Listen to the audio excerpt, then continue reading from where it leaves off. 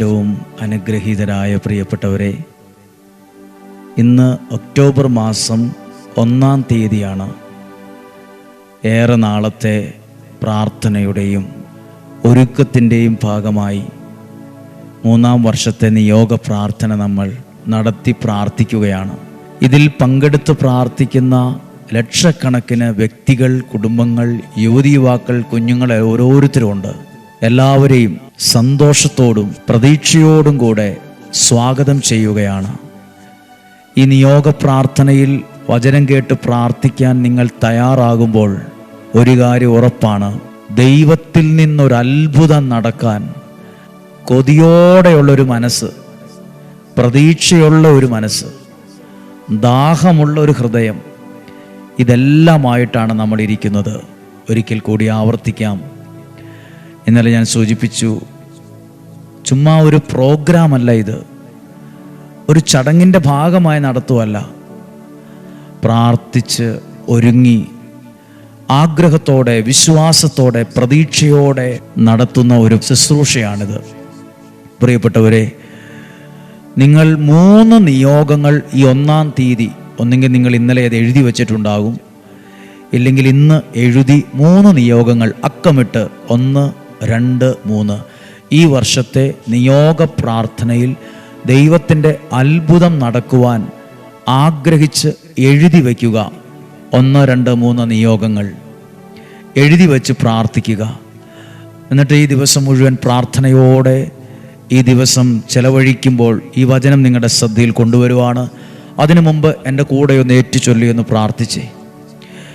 കർത്താവേ, നിയോഗ പ്രാർത്ഥന അസാധ്യ കാര്യങ്ങൾ സാധിച്ചു കിട്ടുന്ന ഒരു പ്രാർത്ഥനയാക്കി മാറ്റുന്നതിനെ ഓർത്ത് നന്ദി പറയുന്നു. ഹല്ലേലൂയ. കർത്താവായ യേശുവേ, ഈ നിയോഗ പ്രാർത്ഥനയിൽ നിയോഗം എഴുതി വച്ച് പ്രാർത്ഥിക്കുന്ന, വചനം കേൾക്കുന്ന എന്നെയും എൻ്റെ കുടുംബത്തെയും എൻ്റെ മക്കളെയും എൻ്റെ വീടിനെയും എൻ്റെ ആരോഗ്യത്തെയും തിരുരക്തത്താൽ വിശുദ്ധീകരിച്ച് പരിശുദ്ധാത്മാവിനാൽ നിറയ്ക്കണമേ, പരിശുദ്ധാത്മാവിനാൽ നയിക്കണമേ. ഇന്നു മുതൽ ആരംഭിക്കുന്ന ഈ പ്രാർത്ഥനയിൽ അനേകം ആളുകൾ ദൈവനിയോഗത്താൽ പങ്കെടുക്കാൻ ഇടവരട്ടെ.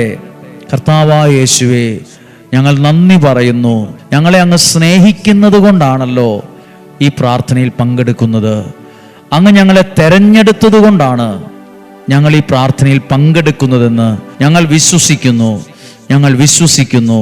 ഒരനുഗ്രഹം അനുഭവിക്കാൻ, ഒരത്ഭുതം കാണുവാൻ, ഒരടയാളം കാണുവാൻ ഇടയാകണമേ, ഇടയാകണമേ. ആമേൻ.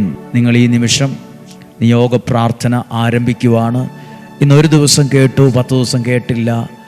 സാധ്യമെങ്കിൽ ഇതേ സമയത്ത് തന്നെ പ്രാർത്ഥിക്കുക, മുഴുവനായും പ്രാർത്ഥിക്കുക. ഞാനൊരു വചനം ഈ 1-ാം തീയതി ശ്രദ്ധയിൽ കൊണ്ടുവരാം. വിശുദ്ധ ലൂക്കായുടെ സുവിശേഷം 9-ാം അധ്യായം 37 മുതലുള്ള വാക്യമാണ്. ഞാനൊന്ന് വായിക്കാം, ശ്രദ്ധിക്കുക. പിറ്റേ ദിവസം അവർ മലയിൽ നിന്ന് ഇറങ്ങി വന്നപ്പോൾ വലിയ ഒരു ജനക്കൂട്ടം അവൻ്റെ അടുത്തേക്ക് വന്നു. ജനക്കൂട്ടത്തിൽ നിന്ന് ഒരുവൻ വിളിച്ചു പറഞ്ഞു, ഗുരോ, എൻ്റെ മകനെ കടാക്ഷിക്കണമെന്ന് നിന്നോട് ഞാൻ അപേക്ഷിക്കുന്നു. 39-ാമത്തെ വാക്യം. അവനെ ഒരു അശുദ്ധാത്മാവ് പിടികൂടുന്നു. അപ്പോൾ അവൻ നിലവിളിക്കുന്നു, നുരയും പതയും പുറപ്പെടുവിക്കുന്നു. അതവനെ ഞെരുക്കി പീഡിപ്പിക്കുന്നു. ഒരു വലിയ തകിടം മറിഞ്ഞ, പൊട്ടിപ്പൊളിഞ്ഞു പോയ ഒരു വിഷയമാണ്, ഒരു വലിയ പ്രതിസന്ധിയാണ് ജനക്കൂട്ടത്തിൻ്റെ ഇടയിൽ നിന്ന് ഒരാൾ വിളിച്ചു പറഞ്ഞത്. എന്നിട്ട് അദ്ദേഹം പറയുക, എൻ്റെ മകനെ സൗഖ്യമാക്കാൻ നിന്റെ ശിഷ്യന്മാരുടെ അടുത്തേക്ക് കൊണ്ടുവന്നു. 40-ാമത്തെ വചനം. അതിനെ പുറത്താക്കാൻ ഞാൻ നിന്റെ ശിഷ്യന്മാരോട് അപേക്ഷിച്ചു, എന്നാൽ അവർക്ക് സാധിച്ചില്ല. 41-ാമത്തെ വാക്യം. നിന്റെ മകനെ ഇവിടെ എൻ്റെ അടുത്ത് കൊണ്ടുവരിക. ഇവിടെ ഞാൻ നിങ്ങളോട് ഈ വചനം പറയാൻ കാരണം, ഈ ഭാഗം ചിന്തിക്കണം.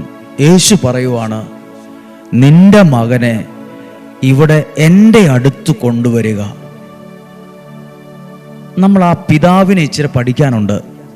ആ പിതാവ് ആദ്യം ശിഷ്യന്മാരുടെ അടുത്ത് വന്നു, കാര്യങ്ങൾ പറഞ്ഞു, പ്രാർത്ഥന ചോദിച്ചു, അപേക്ഷിച്ചു. പക്ഷെ അവർക്കൊന്നും ചെയ്യാൻ കഴിഞ്ഞില്ല.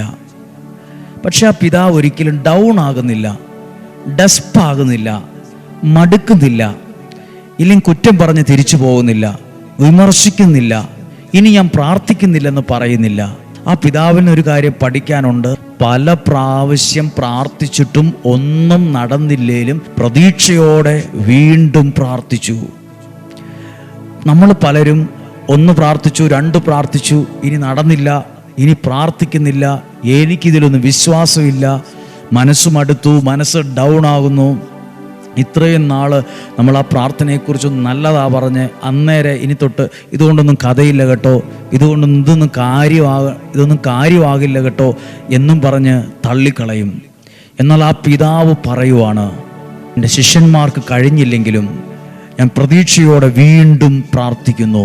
യേശുവിൻ്റെ അടുത്ത് കൊണ്ടുവന്നപ്പോൾ യേശു പറയുവാണ്, നിന്റെ മകനെ ഇവിടെ എൻ്റെ അടുത്ത് കൊണ്ടുവരിക. ഇവിടെ എൻ്റെ അടുത്ത് കൊണ്ടുവരിക.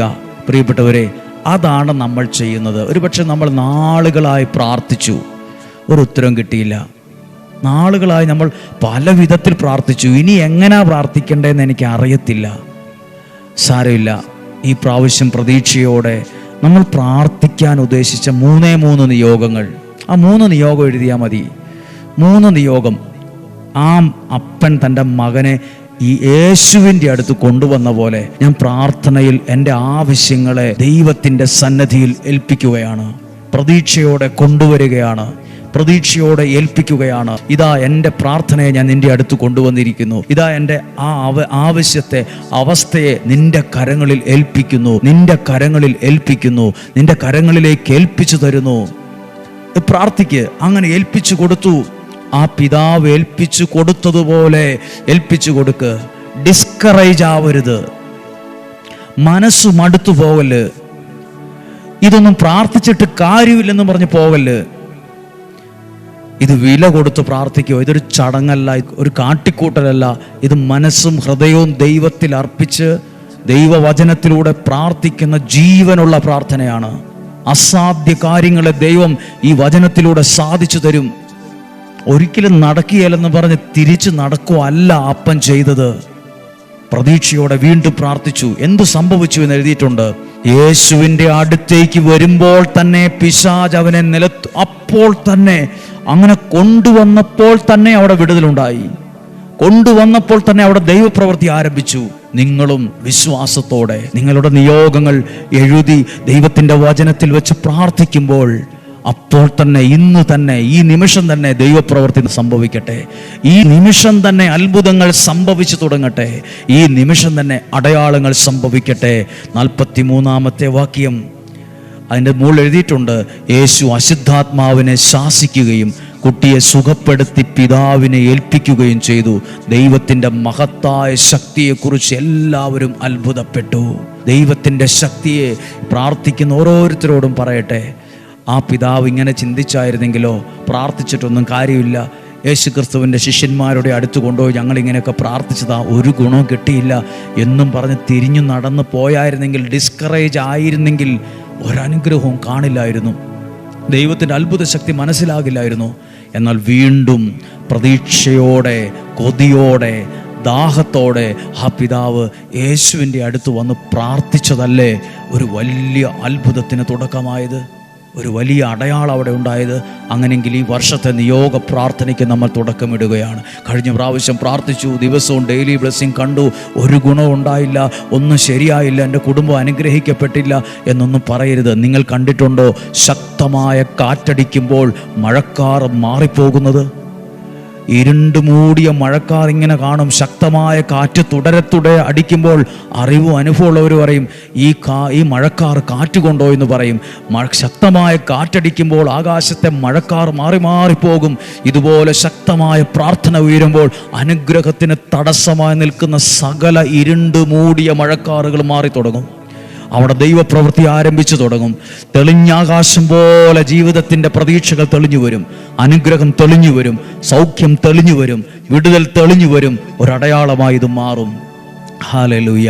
ഈ 1-ാം തീയതി എല്ലാവരും ഈ വചനത്തോട് ചേർത്ത് വെച്ച് നിങ്ങളുടെ കരങ്ങളിൽ നിയോഗ കൊന്തയുണ്ടെങ്കിൽ ഒന്ന് എടുത്ത് കയ്യിൽ പിടിക്ക്. 33 മണികളുള്ള ആ പ്രാർത്ഥനയാണ് നിയോഗ കൊന്ത. അതിൻ്റെ ആ ഒരു നിയോഗ കൊന്തയിൽ ഒരു മുത്തു മാത്രം സെപ്പറേറ്റ് ആണ്.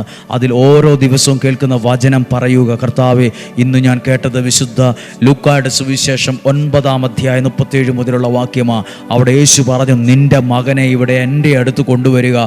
ഇതുപോലെ ലോകത്തിൻ്റെ വിവിധ രാജ്യങ്ങളിൽ, വിവിധ കുടുംബങ്ങളിൽ ഉള്ള യുവതി യുവാക്കൾ, മാതാപിതാക്കൾ, കുഞ്ഞുങ്ങൾ, രോഗികൾ, സൗഖ്യവാഗ്രഹമുള്ളവർ ഇതാ അവരുടെ ആവശ്യങ്ങളെ നിന്റെ അടുത്ത പിതാവിനെ പോലെ കൊണ്ടുവന്നിരിക്കുന്നു. കർത്താവേ, അങ്ങയുടെ നാമത്തിൽ ഏൽപ്പിച്ചു തരുന്നു. ഈ മാസം അത്ഭുതത്തിൻ്റെ മാസമാകണമേ. ഈ മാസം അനുഗ്രഹത്തിൻ്റെ ദിവസമാക്കി മാറ്റണമേ. ഇതൊരു സൗഖ്യം സംഭവിക്കാൻ കാരണമാകട്ടെ. അത്ഭുത വിടുതലുകൾ സംഭവിക്കട്ടെ. പുതിയ അഭിഷേകം ഉണ്ടാകട്ടെ. ഇതിൽ പങ്കെടുക്കുന്ന എല്ലാ ശുശ്രൂഷകരെയും, കുടുംബനാഥന്മാർ, യുവതി യുവാക്കൾ, കുഞ്ഞുങ്ങൾ, അമ്മമാർ എല്ലാവരെയും ഓർക്കുന്നു. സമർപ്പിതർ, വൈദികർ സകലരെ ഓർക്കുന്നു. സഭാ വ്യത്യാസമില്ലാതെ സകലരെയും ഞങ്ങൾ ചേർത്ത് വയ്ക്കുന്നു. നമുക്ക് 3 പ്രാവശ്യം ആ നിയോഗ പ്രാർത്ഥന ചെല്ലാം. ഇങ്ങനെയാണ് ചെല്ലുന്നത്. ഓരോ ഒന്നാമത്തെ നിയോഗത്തെ നോക്കിയിട്ട് ഇങ്ങനെ പറയണം, നസ്രായനായ യേശുവേ, എൻ്റെ ഈ നിയോഗത്തെ സമർപ്പിക്കുമ്പോൾ ഈ നിയോഗവുമായി ബന്ധപ്പെട്ട് നിൽക്കുന്ന എല്ലാ തടസ്സങ്ങളെയും മാറ്റി. അതിന് ഉദാഹരണം ഞാൻ പറയാം. ഒരാൾക്ക് വീടായിരുന്നു, ഒരു വീടിന് വേണ്ടി പ്രാർത്ഥിച്ചിരുന്നു, ഒരു വീട് മേടിക്കാൻ ആഗ്രഹിച്ച് പ്രാർത്ഥിച്ചു.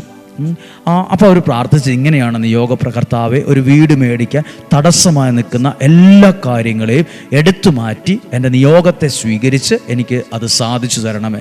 അങ്ങനെ തന്നെ പ്രാർത്ഥിക്കണം. ഒന്നാമത്തെ നിയോഗം എന്താ നിങ്ങൾ എഴുതിയത്? ആ നിയോഗത്തെ നോക്കിയിട്ട് എൻ്റെ കൂടെ പ്രാർത്ഥിച്ച്, നസ്രായനായ എൻ്റെ യേശുവേ, ഇന്ന് കേട്ട വചനത്തിലൂടെ ഞാൻ എൻ്റെ 1-ാം നിയോഗത്തെ ഇപ്പോൾ സമർപ്പിക്കുന്നു. ആ നിയോഗം എനിക്ക് സാധിച്ചു കിട്ടാൻ തടസ്സമായി നിൽക്കുന്ന എല്ലാ കാര്യങ്ങളെയും പൂർണ്ണമായി എടുത്തു മാറ്റി സാധിച്ചു തന്ന് എന്നെ അനുഗ്രഹിക്കണമേ. 2-ാമത്തെ നിയോഗം എന്താ എഴുതിയത്? ആ നിയോഗത്തെ നോക്കിയിട്ട് പറഞ്ഞ്, നസ്രായനായ എൻ്റെ യേശുവേ, ഞാൻ എഴുതി സമർപ്പിച്ചിട്ടുള്ള ഈ 2-ാമത്തെ ആവശ്യത്തെ, ഈ നിയോഗത്തെ, അത് സാധിച്ചു കിട്ടാൻ ഏതെങ്കിലും തടസ്സങ്ങൾ അതിനെ ചുറ്റിപ്പറ്റിയുണ്ടെങ്കിൽ പൂർണ്ണമായും എടുത്തു മാറ്റി ആ നിയോഗത്തെ അങ്ങ് എനിക്ക് സാധിച്ചു തന്ന് എന്നെ അനുഗ്രഹിക്കണമേ. 3-ാമത്തെ നിയോഗം എന്താ എഴുതിയത്? നസ്രായനായ എൻ്റെ യേശുവേ, എൻ്റെ 3-ാമത്തെ ഈ നിയോഗത്തെ, അതുമായി ബന്ധപ്പെട്ട് നിൽക്കുന്ന ഏതെങ്കിലും തടസ്സങ്ങളോ പ്രതിസന്ധികളോ ഉണ്ട് എങ്കിൽ പൂർണ്ണമായും എടുത്തു മാറ്റി ആ 3-ാമത്തെ നിയോഗം എനിക്ക് സാധിച്ചു തന്ന് എന്നെ ഇന്ന് അനുഗ്രഹിക്കണമേ. അസാധ്യ കാര്യങ്ങൾ ദൈവം എനിക്ക് ചെയ്തു എന്ന് പറഞ്ഞ് സാക്ഷ്യം പറയാൻ എന്നെ ഒരുക്കണമേ. ആമേൻ, ആമേൻ. നമുക്ക് ഈശോയുടെ നല്ല ആശീർവാദം സ്വീകരിക്കാം. നമ്മുടെ കർത്താവ് ഈശോ മിശിഹായുടെ കൃപയും പിതാവായ ദൈവത്തിൻ്റെ സ്നേഹവും പരിശുദ്ധാത്മാവിൻ്റെ സഹവാസവും നിങ്ങളോടുകൂടെ ഉണ്ടായിരിക്കട്ടെ. നിയോഗ പ്രാർത്ഥനയിൽ പങ്കെടുക്കുന്ന ഓരോ കുടുംബങ്ങളുടെ മേലും അനുഗ്രഹം ഉണ്ടാകട്ടെ.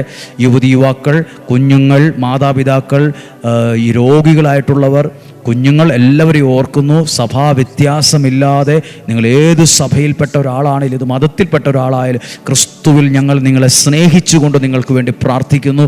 നിങ്ങളുടെ ജീവിതത്തിനകത്തൊരു അത്ഭുതം സംഭവിക്കുമെന്ന് വിശ്വസിക്കുന്നു. രോഗങ്ങൾ, അപകടങ്ങൾ, ദുർമരണങ്ങൾ, മൂപ്പെത്താത്ത മരണങ്ങൾ, ചതി, വഞ്ചന, സകലെന്നെല്ലാം ഞങ്ങളെ സംരക്ഷിക്കണമേ. 91-ാം സങ്കീർത്തനത്തിൻ്റെ മുഴുവൻ സംരക്ഷണവും അനുഗ്രഹവും ഉണ്ടാകണമേ. ഈ പ്രാർത്ഥന കേൾക്കുന്നവർ, ഈ പ്രാർത്ഥനയിലൂടെ വചനത്തെ പങ്കുവച്ചു കൊടുക്കുന്നവർ, ഷെയർ ചെയ്യുന്ന സകലരെയും അനുഗ്രഹിക്കണമേ. ദീർഘായുസ്സും ആരോഗ്യവും സന്തോഷവും സമാധാനവും ഐശ്വര്യവും പുതിയ വഴികൾ തുറന്നു കിട്ടുന്ന അനുഭവവും കൊടുത്ത് അനുഗ്രഹിക്കണമേ. ഇന്നും ജീവിക്കുന്ന നസ്രായനായ യേശുവിൻ്റെ നാമത്തിൽ നിങ്ങളെ അനുഗ്രഹിച്ച് പ്രാർത്ഥിക്കുന്നു, ഇപ്പോഴും എപ്പോഴും എന്നേക്കും. ആമേൻ. നല്ലൊരു ദിവസമാണ് ആശംസിക്കുന്നത്. 1-ാം തീയതി ഈ മാസം മുഴുവൻ അനുഗ്രഹത്തിൻ്റെ ഒരു കൊയ്ത്തുകാലമാകണം. ദൈവം അനുഗ്രഹിക്കട്ടെ. സാധ്യം എല്ലാവരോടും അറിയിക്കുക. നാളെയും 5:30 തന്നെ, ആ സമയത്ത് തന്നെ പ്രാർത്ഥിക്കുന്നതിന് ഒരു അർത്ഥമുണ്ട്. ആയിരക്കണക്കിന് ആളുകൾ ഒരുമിച്ച് പ്രാർത്ഥിക്കുന്ന ആ കൂട്ടത്തിൽ ഞാനും പ്രാർത്ഥിക്കുന്നത് അനുഗ്രഹമാണ്. സാധ്യമായ എല്ലാവരും 5:30 തന്നെ ഒരുമിച്ച് കാണുക. ദൈവം നിങ്ങളെ സഹായിക്കട്ടെ. ഒത്തിരി സാക്ഷ്യങ്ങളുണ്ടാകും. നാളെയും 5:30 കാണുന്നത് വരെ സർവശക്തനായ ദൈവം എന്നെയും നിങ്ങളെയും സൂക്ഷിക്കട്ടെ. ആമേൻ.